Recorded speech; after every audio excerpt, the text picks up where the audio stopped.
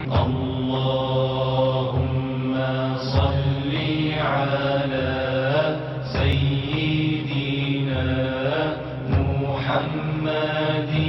النبي الأمي وعلى آله وصحبه وسلم.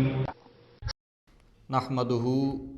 ونصلی ونسلم علی سیدنا و مولانا محمد رسولہ النبی الامین المکین الحنین الکریم الرؤوف الرحیم. اما بعد فاعوذ باللہ من الشیطان الرجیم. بسم اللہ الرحمن الرحیم. قل ان صلاتی ونسکی ومحیای ومماتی للہ رب العالمین لا شریک لہ وبذالک امرت وانا اول المسلمین. صدق اللہ مولانا العظیم. مولاي صل وسلم دائما ابدا على حبیبک خیر الخلق كلهم. یا رب بالمصطفیٰ بلغ مقاصدنا واغفر لنا ما مضى یا واسع الکرم. نہایت ہی واجب الاحترام سامعین و ناظرین، اللہ رب العزت کا بے پایاں لطف و کرم اور فضل و احسان ہے کہ اس نے ہمیں رمضان المبارک کی پرنور ساعتوں میں آقا علیہ الصلاۃ والسلام کی سیرت کو سمجھنے کے لیے ان سیریز کے آغاز کی توفیق عطا فرمائی. اللہ رب العزت ہمیں اس کار خیر میں استقامت عطا فرمائے اور آقا علیہ الصلاۃ والسلام کی سیرت کا کامل فہم ہمیں نصیب فرمائے. ناظرین کرام، آقا علیہ الصلاۃ والسلام کی سیرت طیبہ کا حبی و تعظیمی پہلو ہم سمجھتے چلے آ رہے ہیں. اس پہلو کی یہ آج ہماری آخری نشست ہے. کل سے ہم انشاءاللہ تعالی آقا علیہ الصلاۃ والسلام کی عملی و اخلاقی زندگی اور آقا علیہ الصلاۃ والسلام کی سیرت طیبہ کے عملی پہلوؤں پہ اپنی گفتگو کا آغاز کریں گے. تو جہاں ہم نے آقا علیہ الصلاۃ والسلام کی محبت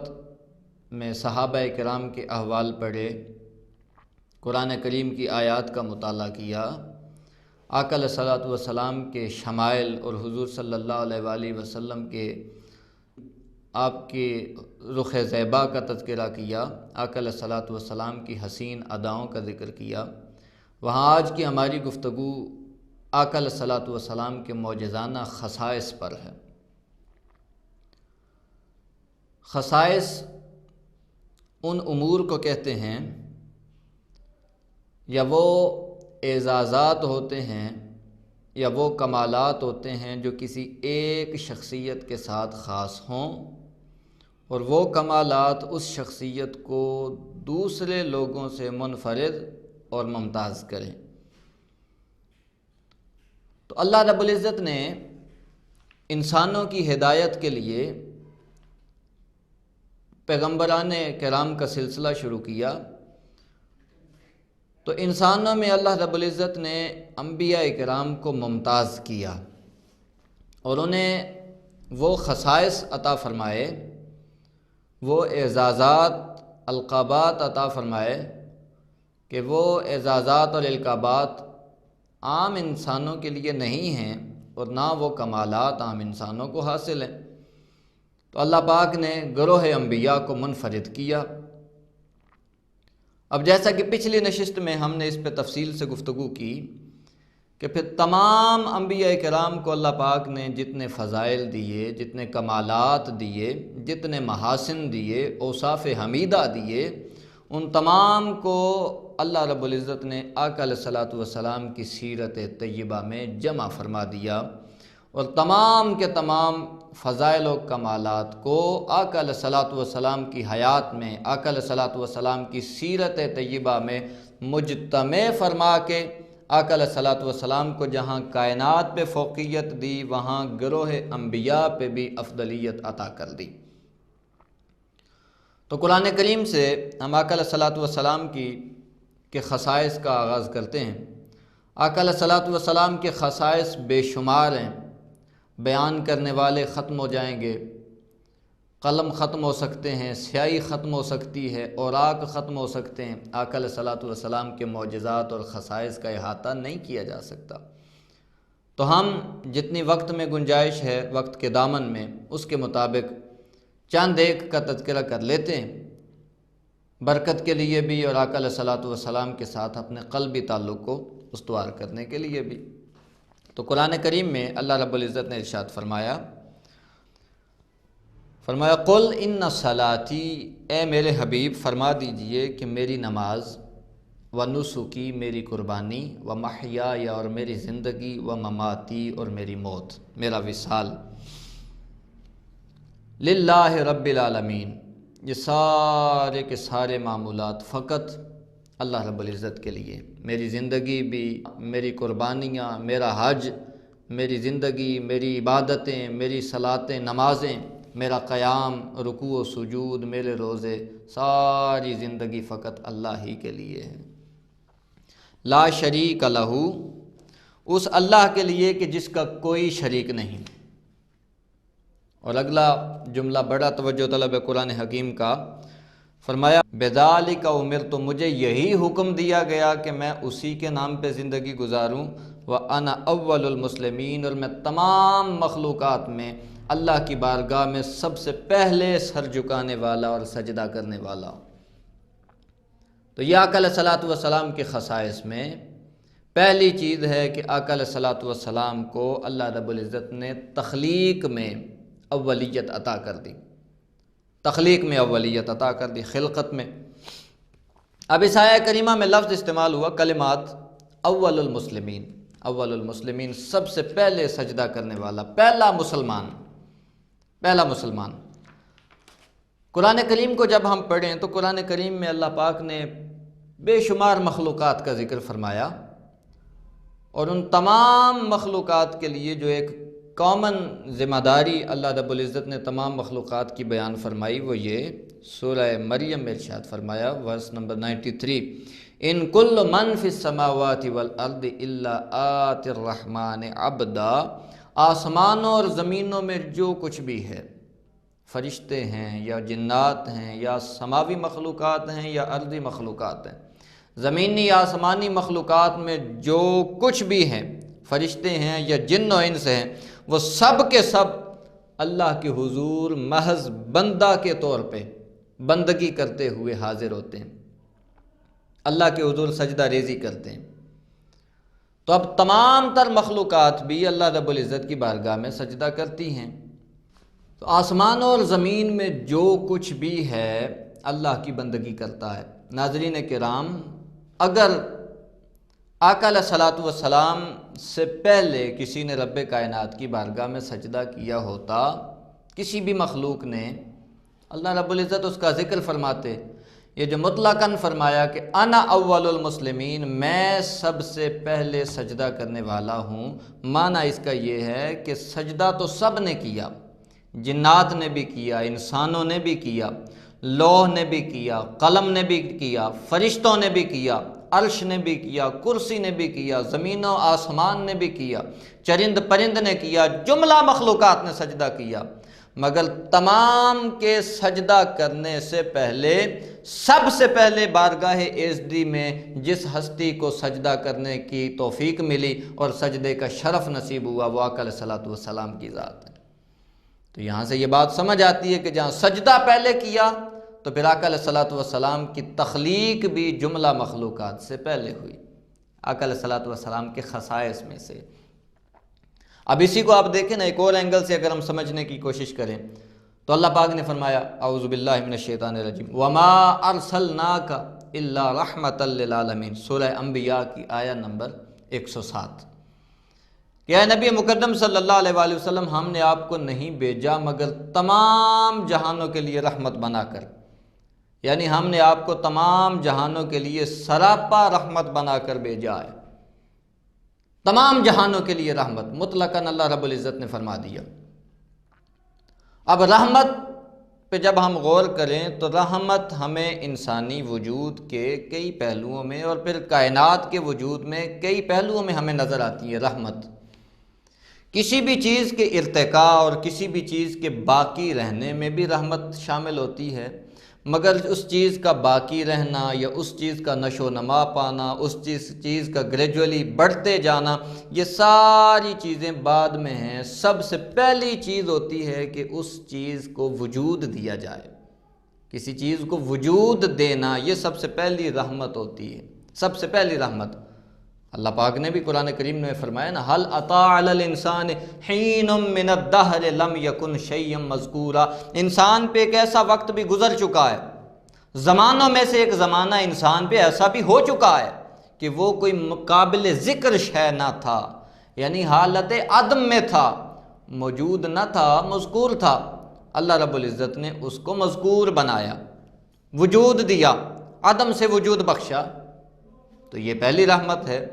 پھر فرمایا هو الذی یصورکم فی الارحام کیف یشاء، سورہ آل عمران میں فرمایا وہی ہے جو رحم مادر میں صورت بناتا ہے بچے کی جیسی وہ چاہتا ہے۔ تو کسی شے کو وجود دینا یہ سب سے پہلی رحمت ہے، سب سے پہلی رحمت۔ اور آقا علیہ الصلوۃ والسلام کے لیے فرمایا کہ تمام جہانوں کے لیے آپ سراپا رحمت ہیں۔ تو اگر تو کائنات کے وجود میں آقا علیہ الصلوۃ والسلام کی رحمت کا حصہ شامل نہیں ہے، تو پھر آقا علیہ الصلوۃ والسلام کو سراپا رحمت کہنا اور تمام جہانوں کے لیے رحمت کہنا، اس بات کی سمجھ نہیں آتی،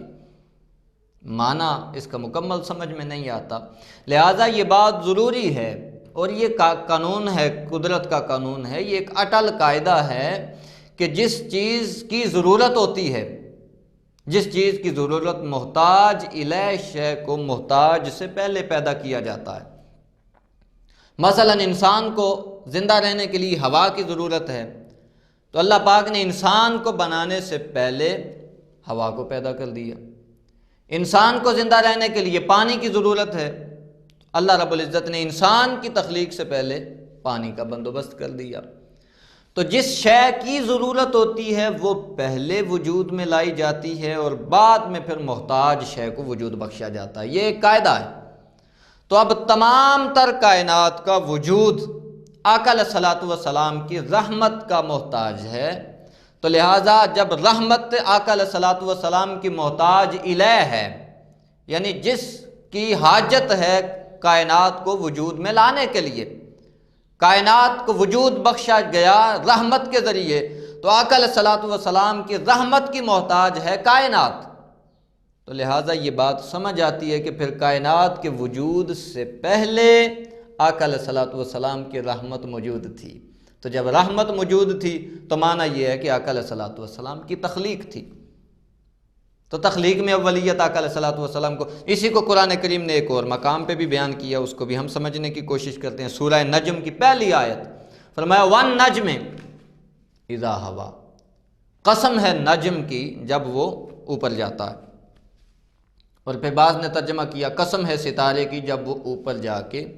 نیچے اترا شب معراج۔ تو اب یہاں اللہ پاک نے نجم کی قسم کھائی ہے۔ نجم عربی زبان میں جہاں اس کے بہت سے معنی ہیں، وہاں اس کا ایک بڑا بیسک معنی ہے کہ نجم جڑ کو کہتے ہیں، اصل کو کہتے ہیں، کسی شے کی بنیاد کو نجم کہتے ہیں۔ مثلا ایک حدیث ہے جس کی کوئی سند نہیں ہے، کوئی ثبوت نہیں ہے، چین آف ٹرانسمیٹرز نہیں ہے، اس کی سند موجود نہیں ہوتی، تو محدثین اس کے لیے کہتے ہیں کہ ھذا الحدیث لا نجم لہ، اس حدیث کی کوئی نجم یعنی کوئی جڑ نہیں ہے، کوئی اصول نہیں ہے، اس حدیث کی بنیاد کوئی نہیں ہے۔ یہ محدثین ایک لفظ بولتے ہیں، تو نجم جڑ کو کہتے ہیں۔ اب جڑ جس کی مضبوط ہوگی تنا وہی مضبوط ہوگا، تو جڑ ہوتی ہے تو اس سے پھر تنا پیدا ہوتا ہے، کومپل پھوٹتی ہے پہلے، پھر تنا بنتا ہے، درخت تنا و درخت بن جاتا ہے، پھر اس کے اوپر پھل بھی لگتے ہیں، پھول بھی لگتے ہیں۔ تو یہ قاعدہ ہے کہ جڑ بیس ہوتی ہے، اسی کو اصل بھی کہتے ہیں۔ تو اللہ رب العزت نے قسم کھائی جڑ کی کہ یہ قسم ہے نجم کی، قسم ہے نجم کی۔ تو نجم، اس قسم سے مراد حضرت امام جعفر الصادق کا بڑا مشہور قول ہے کہ النجم هو محمد الرسول اللہ صلی اللہ علیہ وآلہ وسلم، کہ نجم سے مراد آقا علیہ السلام کی ذات ہے۔ تو نجم کا معنی جب جڑ ہے، اصل ہے، تو آقا علیہ الصلوۃ والسلام کو اگر نجم اللہ پاک نے کہا تو اس کا معنی یہ ہے کہ آپ کائنات کی اصل ہیں۔ آقا علیہ الصلوۃ والسلام کائنات کی بنیاد اور بیس ہیں، کائنات کی جڑ ہیں، اصل ہیں۔ تو اب کائنات کا وجود جب تک ہے، آقا علیہ الصلوۃ والسلام کی رحمت کے مرہون منت ہے۔ آقا علیہ الصلوۃ والسلام کی رحمت کے مرہون منت یہ کائنات ہست و بود اور کائنات کی رنگینیاں ہیں، کائنات کا وجود ہے۔ تو ان آیات کریمہ سے ہم نے یہ معنی نکالا کہ آقا علیہ الصلوۃ والسلام کو اللہ پاک نے تخلیق میں اولیت کا شرف عطا فرمایا، اولیت کا شرف عطا فرمایا۔ اللہ پاک نے اضافت نہیں کی۔ اب ہوتا ہے نا کسی شے کی اصل کہہ دیا جاتا ہے فلاں چیز کی جڑ، مقید کر دیا جاتا ہے، تو جب مقید کر دیا جائے تو اضافت جو ہے وہ معرفہ کا معنی دیتی ہے، معرف ہو جاتا ہے وہ کلمہ۔ تو اب اللہ پاک نے یہاں اضافت نہیں، فقط جڑ کا، قسم ہے جڑ کی، قسم ہے ستارے، قسم ہے نجم کی، مطلقاً کہا تو معنی یہ ہے کہ کسی ایک پہلو کی بنیاد آقا علیہ الصلوۃ والسلام کی رحمت نہیں ہے، بلکہ پوری کائنات، تمام تر کائنات کی اصل اللہ رب العزت نے آقا علیہ الصلوۃ والسلام کی رحمت کو بنایا۔ رحمت مصطفیٰ کائنات کی اصل ہے، کائنات کی جان ہے۔ اسی کی طرف اشارہ حدیث پاک سے بھی ملتا ہے۔ امام بخاری کے دادا استاذ امام عبد الرزاق اپنی تالیف میں المصنف، ان کی کتاب ہے، حدیث کی بڑی ضخیم کتاب ہے، المصنف میں حضرت جابر بن عبداللہ رضی اللہ تعالیٰ عنہ سے ایک حدیث نقل کرتے ہیں، بڑی مشہور روایت ہے جسے ائمہ و محدثین کی کثیر تعداد نے اپنی اپنی کتب میں اس حدیث کو روایت کیا اور نقل کیا۔ حضرت جابر بن عبداللہ آپ فرماتے ہیں قلت یا رسول اللہ صلی اللہ علیہ وآلہ وسلم بے ابی انت و امی، آقا میرے ماں باپ آپ پہ قربان ہوں، اخبرنی عن اول شیء خلقہ اللہ تعالی قبل الاشیاء، آقا مجھے بتا دیں کہ تمام تر اشیاء کی تخلیق سے پہلے، سب سے پہلے اللہ رب العزت نے کس شے کو پیدا فرمایا؟ سوال کیا حضرت جابر نے، انٹرسٹنگ کوسچن تھا، معمول سے ہٹ کے ایک سوال تھا۔ آقا علیہ الصلوۃ والسلام نے بھی بڑا پیارا جواب دیا، قال یا جابر، آقا علیہ السلام نے فرمایا ان اللہ تعالی قد خلق قبل الاشیاء نور نبیک من نورہ، تمام چیزوں کو پیدا کرنے سے پہلے اللہ رب العزت نے تیرے نبی کے نور کو اپنے نور سے پیدا فرمایا،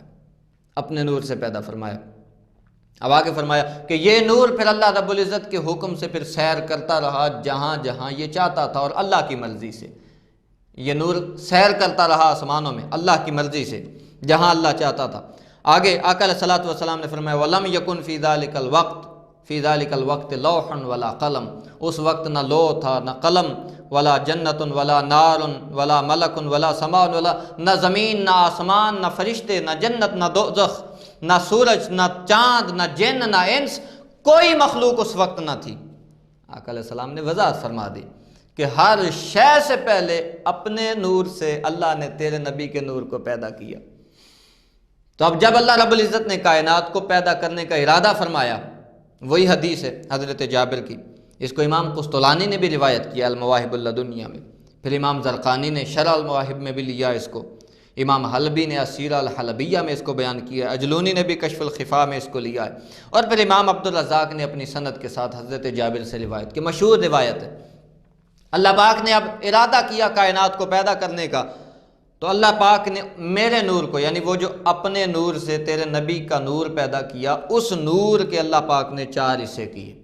اب میں مختصر کر رہا ہوں اس حدیث کو، 4 حصے کیے۔ فرمایا فخلق من الجزء الاول القلم، پہلے جز سے اللہ رب العزت نے قلم بنایا، قلم کو وجود بخشا۔ ومن الثانی اللوح، دوسرے حصے سے اللہ رب العزت نے لوح بنائی، تیسرے حصے سے عرش کو بنایا، پھر چوتھے حصے کو مزید آگے فیکٹرائز کر دیا، اس کی تقسیم کر دی، 4 حصوں میں اس کو تقسیم کر دیا۔ تو یہ آگے لمبی حدیث ہے، اسی کو علامہ اقبال نے کہا لوح بھی تو قلم بھی تو تیرا وجود الکتاب، کہ یا رسول اللہ صلی اللہ علیہ وآلہ وسلم اصل حقیقت بات یہ ہے کہ جس کو حقیقت سمجھ آ جائے وہ یہ بات مان لیتا ہے کہ لوح بھی آپ ہیں، جس پہ تمام کائنات کی ازل سے لے کر ابد تک سب کی تقدیریں لکھی گئی ہیں، وہ لو کا آپ ہیں، اور وہ قلم جس قلم سے تقدیریں لکھی گئی ہیں وہ قلم بھی آپ ہیں، کیونکہ بنا آپ کے نور سے ہے۔ اب جس کے نور سے قلم بنا، جس کے نور سے وجود ملا لوح کو، اب لوح کے اوپر تمام ازل سے لے کر ابد تک علوم کو، تمام تر تقدیروں کو اللہ رب العزت نے جمع کر دیا، تو لوح مصطفیٰ کے نور کا ایک جزو ہے۔ تو پھر یہاں سے ساری بات سمجھ آ جاتی ہے کہ ازل سے لے کے ابد تک جتنا علم اللہ پاک نے لوح پہ لکھا ہے، تو وہ لوح تو مصطفیٰ کے نور کا ایک جزو ہے، تو پھر مصطفیٰ کے علم کا مقام کیا ہوگا؟ گنبد آبگینہ رنگ تیرے حباب میں محیط، یہ ساری کائنات آقا تیرے احاطہ میں ہے۔ علامہ اقبال نے اس کو بڑے خوبصورت پیرائے میں بیان کیا۔ تو یہ حدیث فرمایا ہر چیز سے پہلے اللہ رب العزت نے تیرے نبی کے نور کو پیدا کیا۔ اسی کو حضرت ابو ہریرہ نے بھی بیان کیا۔ آقا علیہ الصلوۃ والسلام نے فرمایا کنت اول النبیین فی الخلق، میں تخلیق کے لحاظ سے تمام انبیاء سے اول ہوں، وآخرہم فی البعث، اور بعثت کے اعتبار سے تمام انبیاء سے آخر میں آیا ہوں۔ اسی طرح پھر دیگر اس پہ بہت سی روایات ہیں جن کو آپ پڑھتے رہتے ہیں، سنتے رہتے ہیں۔ تو آقا علیہ الصلوۃ والسلام کے خصائص میں سے یہ کہ حضور علیہ الصلوۃ والسلام کو اللہ پاک نے تخلیق میں اولیت کا شرف عطا فرمایا۔ اب دوسری بات، نبوت کی جب بات کریں تو بڑی مشہور روایت حضرت ابو ہریرہ سے مروی جامع ترمذی میں ہے، حدیث نمبر 3609۔ پھر امام بیہقی نے اس کو دلائل النبوہ میں لیا، اسی طرح پھر دیگر محدثین نے بھی اپنی اپنی کتابوں میں اس کو روایت کیا۔ مشہور روایت ہے، قالوا یا رسول اللہ صلی اللہ علیہ وسلم متی وجبت لک النبوہ، صحابہ کرام نے عرض کیا آقا آپ کب سے نبی ہیں؟ ایک معمول سے ہٹ کے ایک کویسچن کیا کہ آپ کب سے نبی ہیں؟ متی وجبت لک النبوہ، اللہ رب العزت نے آپ کو شرف نبوت سے کب نوازا؟ کویسچن کیا صحابہ کرام نے۔ اب یہ کویسچن ہی اپنے اندر ایک بڑی معنویت رکھتا ہے۔ صحابہ کرام کو بھی تو پتا تھا کہ آقا علیہ الصلوۃ والسلام نے 40 سال کی عمر میں اعلان نبوت فرمایا، ان کے سامنے اعلان نبوت فرمایا، مگر یہ جو کویسچن کر رہے ہیں کہ آقا آپ کب سے نبی ہیں، اس کا معنی یہ ہے کہ صحابہ کرام یہ سمجھتے تھے اعلان نبوت آقا نے ہمارے لیے کیا، وہ نبی کب سے ہیں یہ آقا علیہ الصلوۃ والسلام بہتر جانتے ہیں۔ صحابہ کرام کا یہ عقیدہ تھا، اسی لیے تو کویسچن کیا۔ آقا علیہ الصلوۃ والسلام نے بھی یہ نہیں فرمایا بھئی تمہیں نہیں پتا، تمہارے سامنے میں نے اعلان نبوت کیا 40 سال کی عمر میں، نہ، آقا علیہ السلام نے یہ جواب نہیں دیا۔ جواب کیا دیا؟ قال وآدم بین الروح والجسد، آقا علیہ الصلوۃ والسلام نے جواب دیا کہ میری نبوت کے بارے میں پوچھنے والوں، اللہ رب العزت نے مجھے کب شرف نبوت سے سرفراز کیا؟ میری اولیت اور میری نبوت کی ابتدا کے بارے میں سوال کرتے ہو تو آؤ میں تمہیں بتا دوں۔ اب انہوں نے تو سوال کیا کہ کب سے نبی ہیں؟ آقا علیہ الصلوۃ والسلام جواب یہ بنتا تھا کہ میں تب سے نبی ہوں، ایگزیکٹ ٹائم بتا دیتے کہ تب سے نبی ہوں، اتنا ٹائم ہو گیا، یا فلاں وقت اللہ رب العزت نے مجھے شرف نبوت سے نوازا۔ نہیں، یہ جواب نہیں ہے۔ جواب بڑا انٹرسٹنگ ہے، فرمایا وآدم، یہ واو حالیہ، وآدم بین الروح والجسد، میں اس وقت بھی نبی تھا جب آدم ابھی روح اور جسد میں تھے، یعنی آدم علیہ الصلوۃ والسلام کی تخلیق بھی نہ ہوئی تھی تو میں اس وقت بھی نبی تھا، یعنی یہ نہیں فرمایا کہ میں اس وقت سے نبی ہوں، فرمایا میں اس وقت بھی نبی تھا۔ تو معنی یہ ہے کہ آدم علیہ الصلوۃ والسلام کی تخلیق سے بھی قبل اللہ رب العزت نے آقا علیہ الصلوۃ والسلام کو شرف نبوت سے سرفراز فرمایا۔ اسی طرح پھر عالم ارواح میں آقا علیہ الصلوۃ والسلام کی رسالت اور عمومیت رسالت اور تصدیق رسالت کے متعلق بھی اللہ رب العزت نے وعدہ لیا سورہ آل عمران میں آیہ نمبر 81 میں، جس میں ہم ایک نشست میں تفصیل کے ساتھ گفتگو کر چکے ہیں کہ اس پہ اللہ رب العزت نے پھر خود کو اپنی ذات کو گواہ بنایا۔ تو یہ بھی آقا علیہ الصلوۃ والسلام کے خصائص میں سے۔ پھر آقا علیہ الصلوۃ والسلام کو نسبی شرف حاصل ہے، نسب کا فضیلت حاصل ہے نسب کی۔ قرآن کریم میں اللہ رب العزت نے جو آیہ کریمہ نازل فرمائی لقد جاءکم رسول من انفسکم، سورہ توبہ کی آیت نمبر 128، کہ تمہارے پاس تم میں سے ایک باعظمت رسول تشریف لائے۔ حضرت انس بن مالک رضی اللہ تعالیٰ عنہ روایت کرتے ہیں، اور اس کو روایت کیا امام قسطلانی نے المواہب اللدنیہ میں، امام سیوطی نے الخصائص میں، پھر امام زرقانی نے اور امام حلبی نے اپنی سیرت کی کتابوں میں۔ حضرت انس روایت کرتے ہیں قال النبی صلی اللہ علیہ وآلہ وسلم، اس آیہ مقدسہ کو آقا علیہ الصلوۃ والسلام نے یوں بھی پڑھا ہے، لقد جاءکم رسول من انفسکم، اس طرح بھی آقا علیہ السلام نے پڑھا۔ جب پڑھا جائے انفسکم تو انفس جمع ہے نفس کی، یعنی تم میں سے، جب پڑھا جائے انفسکم تو یہ تفضیل کا صیغہ ہے نفیس سے، یعنی تمہارے پاس آیا رسول جو تم میں سے نفیس ترین ہے، تم میں سے نفیس ترین ہے، یعنی حسب و نسب اور خاندانی قرابت کے حوالے سے تم سب سے افضل۔ آقا علیہ السلام نے فرمایا انا انفسکم نسبا و سہرا و حسبا، میں نسب کے اعتبار سے، میں اپنے ننیال کے اعتبار سے، اور میں اپنے حسب و نسب کے اعتبار سے، اور اپنی ذات کے اعتبار سے، ہر اعتبار سے تم سے اعلیٰ ہوں، تم سے افضل ہوں۔ اور آقا علیہ الصلوۃ والسلام نے فرمایا حضرت آدم سے لے کر آج تک کوئی بھی بے راہ بدکار میرے نسب میں شامل نہیں ہوا، مجھے اللہ رب العزت نے ہمیشہ پاک پشتوں میں رکھا، پاک صلبوں میں اور پاک رحموں میں میرا نور منتقل ہوتا رہا۔ تو آقا علیہ الصلوۃ والسلام کا یہ بھی ایک شرف ہے کہ آقا علیہ الصلوۃ والسلام کا نسب کائنات میں بے مثال ہے، بے مثال نسب ہے۔ پھر بہت بڑے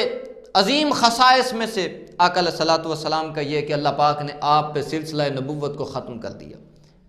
سلسلہ نبوت ختم ہو گیا آقا علیہ الصلوۃ والسلام پہ۔ ارشاد باری تعالیٰ قرآن کریم سورہ احزاب آیہ نمبر 40، ما کان محمد ابا احد من رجالکم ولکن رسول اللہ و خاتم النبیین، محمد صلی اللہ علیہ وآلہ وسلم تمہارے مردوں میں سے کسی کے باپ نہیں۔ اب اس پہ الگ تفصیلات ہیں، تفصیلات میں جانے کا موقع نہیں، ہم صرف خصائص پڑھتے چلے جاتے ہیں، آقا علیہ الصلوۃ والسلام کے خصائص کا ذکر خیر، تذکار خیر کرتے ہیں۔ ولیکن رسول اللہ، بلکہ اللہ کے رسول ہیں، وخاتم النبیین، اور سلسلہ نبوت کو ختم کرنے والے، سلسلہ نبوت کو اللہ رب العزت نے آقا علیہ الصلوۃ والسلام پہ ختم فرمایا۔ تو یہ بھی آقا علیہ الصلوۃ والسلام کے خصائص میں سے ہے کہ آپ خاتم النبیین ہیں، خاتم النبیین۔ تو جب ختم نبوت کا تاج آپ کو عطا کیا تو پھر آپ پہ اللہ رب العزت نے دین کی تکمیل فرما دی، دین کی تکمیل فرما دی۔ ارشاد فرمایا قرآن کریم میں سورہ مائدہ آیت نمبر 3 میں، فرمایا الیوم اکملت لکم دینکم، آج کے دن ہم نے تمہارا دین مکمل کر دیا۔ خطبہ حجۃ الوداع میں یہ آیہ کریمہ نازل ہو گئی کہ آقا علیہ الصلوۃ والسلام کو اللہ پاک نے یہ خوشخبری سنا دی اس امت کو کہ وہ تمام نبیوں کے بعد کا ایک سلسلہ جو جاری تھا، ایک کے بعد دوسرا آتا، دوسرے کے بعد تیسرا آتا، پھر شرک اٹھتا تھا، پھر شرک زور پکڑتا تھا، اللہ رب العزت دوبارہ کسی نبی کو مبعوث فرما دیتے تھے، تکمیل ہو گئی دین کی، دین مکمل ہو گیا، آج کے بعد کوئی اور نبی نہیں آئے گا۔ اللہ رب العزت نے دین اسلام کو پسند کر لیا ہے، اب قیامت تک ایک ہی دین ہے جس کو اسلام کا کہتے ہیں، دین اسلام پہ اللہ رب العزت نے دین کی تکمیل بھی آقا علیہ الصلوۃ والسلام پہ فرمائی۔ اب قیامت تک کے لیے کوئی اور نبی نہ آئے گا، جو آئے گا وہ بدبخت ہوگا، گمراہ ہوگا، ذلیل و رسوا ہوگا، جھوٹا ہوگا، بدتینت لعنتی گمراہ ہوگا۔ ان میں سے ہم نے چند کا تذکرہ کیا جو دنیاوی خصائص ہیں، دنیاوی خصائص۔ آقا علیہ الصلوۃ والسلام اس کائنات سے جب ظاہری طور پہ پردہ فرما گئے تو آپ کے برزخی خصائص بھی علماء نے بیان کیے ہیں، برزخی خصائص آقا علیہ الصلوۃ والسلام کے۔ حضرت شداد بن اوس رضی اللہ تعالیٰ عنہ روایت کرتے ہیں، آقا علیہ الصلوۃ والسلام نے ارشاد فرمایا ان من افضل ایامکم یوم الجمعہ، فرمایا تمہارے دنوں میں سب سے افضل دن جمعہ کا دن ہے، فیہ خلق آدم، اس دن آدم علیہ السلام پیدا ہوئے، اسی دن نفخہ ہے، اسی دن صاعقہ ہے، اسی دن سور پھونکا جائے گا، اسی دن چنگاڑ آئے گا۔ یہ ساری لمبی روایت ہے۔ آقا علیہ الصلوۃ والسلام نے فرمایا فاکثروا علیہ من الصلاۃ فی، جمعہ والے دن میرے اوپر درود و سلام کی کثرت کیا کرو۔ جمعہ کے دن آقا علیہ السلام نے فرمایا کثرت سے میرے اوپر درود پڑھا کرو، فإن صلاتکم معروضۃ علیہ، تمہارے صلات یعنی تمہارے پڑھے جانے والے درود میری بارگاہ میں پیش کیے جاتے ہیں، میرے اوپر پیش کیے جاتے ہیں۔ ابن ماجہ نے اس کو روایت کیا، کتاب اقامت الصلاۃ و سنت فیہا، حدیث نمبر 1058 1058۔ آقا علیہ الصلوۃ والسلام نے جب یہ حدیث سنائی تو ایک صحابی نے عرض کی یا رسول اللہ کیف تورد صلاتنا، آقا ہمارے درود و سلام آپ پہ کیسے پہنچائے جائیں گے؟ وقد علمت، جب آپ اس دنیا سے چلے جائیں گے، آپ جب اپنی قبر مبارک میں آرام فرما ہوں گے تو اس وقت ہمارے درود کیسے آپ کی بارگاہ میں پہنچائے جائیں گے؟ آقا علیہ الصلوۃ والسلام نے بڑا خوبصورت ارشاد فرمایا ان اللہ حرم علی الارض ان تاکل اجساد الانبیاء، اللہ نے زمین پر حرام کر دیا ہے کہ وہ نبیوں کے جسموں کو نہیں کھا سکتی۔ تو آقا علیہ الصلوۃ والسلام کے فضائل میں، خصائص میں، کمالات میں یہ ہے کہ وہ ہر امتی جو آقا علیہ الصلوۃ والسلام پہ درود پڑھتا ہے، آقا علیہ الصلوۃ والسلام کی بارگاہ میں وہ درود پیش کیا جاتا ہے، آقا علیہ الصلوۃ والسلام اس درود کو سنتے ہیں، اور جو سلام بیچتا ہے آقا علیہ الصلوۃ والسلام پھر اس سلام کا جواب بھی دیتے ہیں۔ یہ حدیث ہے ابو داؤد کی، امام ابو داؤد نے اس کو اپنی سنن میں روایت کیا، کتاب المناسک میں، حدیث نمبر 2041۔ حضرت ابو ہریرہ اس کے راوی ما من احد یسلم علی الا رد اللہ علی روحی حتی رد علیہ السلام، فرمایا میرا جو امتی میرے اوپر سلام بیچتا ہے اللہ نے میری روح مجھے واپس لوٹا دی